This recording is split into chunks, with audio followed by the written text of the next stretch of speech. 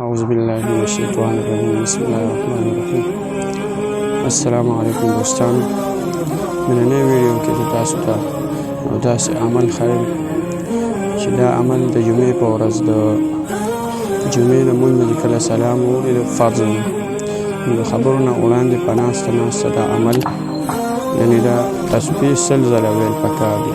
دې سره به الله تعالی د هغه کس چې څوک یې وایي د ویونکي به یو لک ګناهونه معاف شي د بلې جمعې پورې، او د مور پلار به 24,000 ګناهونه معاف کېږي، صغیره ګناهونه دي.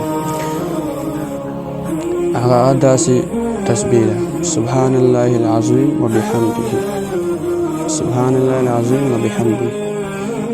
دا تسبیح په ناسته به 100 ځله وایي. څه ټیم کې د جمعې په ورځ د فرضو نه چې کله سلام ووړي په ناسته خبرو نه وړاندې به دا 100 ځل به دا تسبیح ووایي. د بلې جمعې پورې 1 لاک ګناهونه به د ده معاف کېږي او 24,000 ګناهونه به د مور او پلار معاف کېږي. دا عمل د ثواب په نیت نور ملګرو سره شیر کړئ. والسلام.